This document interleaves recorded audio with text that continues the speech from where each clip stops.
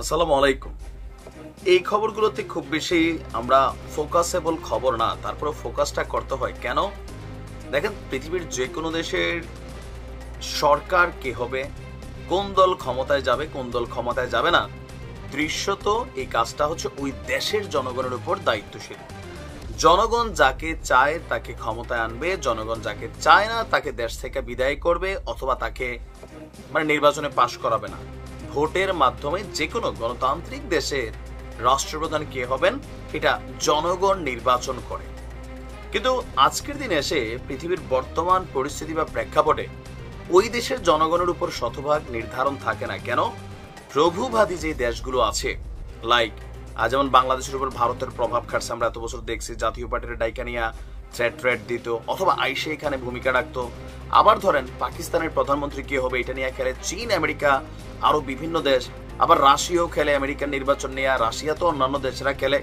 World wide এই Jio পলিটিক্সটা connected হয়ে গেছে।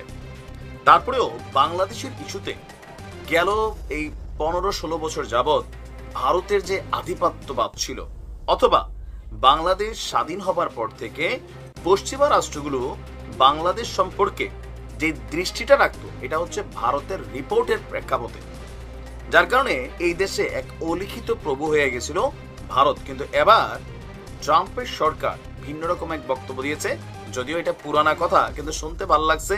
এই মুহূর্তে এটা ডক্টর মোহাম্মদ ইউনূসের জন্য যথেষ্ট পজিটিভ ভাইব তৈরি করবে। আমরা যদি দেখি, বাংলাদেশ একটি গুরুত্বপূর্ণ দেশ যার সামনে অনেক চ্যালেঞ্জ রয়েছে। এই চ্যালেঞ্জ মোকাবিলায় জনগণের ভূমিকা সবচেয়ে গুরুত্বপূর্ণ বলে জানিয়েছেন মার্কিন পররাষ্ট্র দপ্তরের মুখপাত্র ট্যামি ব্রুস।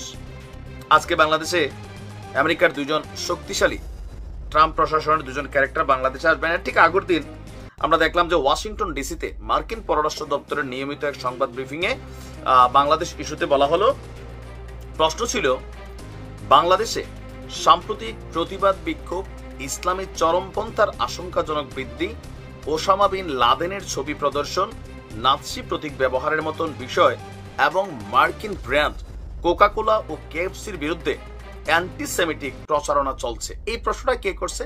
100% আওয়ামী লীগপন্থী কোনো সাংবাদিক। কারণ যখন আওয়ামী লীগ ক্ষমতায় ছিল, যে মুশফিক ফজল আনসারি হিরো আলমরে কে টোকা দিল, তিনি কিন্তু এগুলো তখন তুলতেন। এখন আর এগুলো নিয়ে তিনি কথা বলেন না, কারণ তিনি তার গন্তব্য পৌঁছে গেছেন।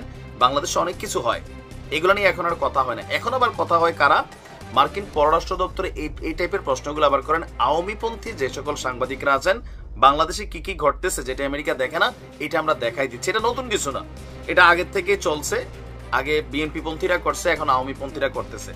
এই প্রশ্নের জবাবে মার্কিন পররাষ্ট্র দপ্তরের এই মুখপাত্র বলছেন, আমি আপনার উদ্বেগের প্রশংসা করি। আমরা বাংলাদেশের পরিস্থিতি নিয়ে সচেতন এবং এগুলো অত্যন্ত গুরুত্ব সহকারে বিবেচনা করি। তবে এসব পরিস্থিতি বাংলাদেশের স্থানীয় কর্তৃপক্ষের এখতিয়ারেই পড়ে। তার বক্তব্য হচ্ছে যে আপনার গণতন্ত্র গুরুত্বপূর্ণ এবং মানুষের কর্মকাণ্ডই নির্ধারণ করবে তারা কিভাবে সমস্যার মোকাবেলা করবে। 2 দশকে আমরা দেখেছি ভুল সিদ্ধান্ত কিভাবে জনগণের জীবনকে প্রভাবিত করতে পারে। তাই বাংলাদেশের জন্য ভবিষ্যৎ পথ নির্ধারণের দায়িত্ব দেশটির জনগণের হাতে। এখানে একটা ইঙ্গিতমূলক কথা বলা হয়েছে, যেমন পশ্চিমা বিশ্ব এখন ইসলাম ফোবিয়াতে ভুগছে।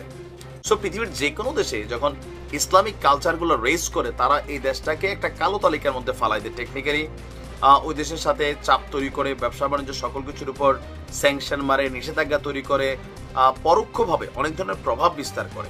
তাই আমেরিকা এক কথা দিয়ে 3টা জিনিস বুঝাই দিচ্ছে, তাই না? যা করেন বুঝা করেন। আর যে কোনো জনগণ যখন একটা জিনিসকে ঘাড়ে বসাই দেয়, এটার ইফেক্ট ওই দেশের জনগণরাই ফিল করতে হয়। এর পাশাপাশি ভারতের জন্য একটা মেসেজ ছিল এর মাধ্যমে, যে বাংলাদেশের ভবিষ্যৎ বাংলাদেশের জনগণ নির্ধারণ করবে, কোনো প্রভু বা বিদেশি রাষ্ট্র নয়।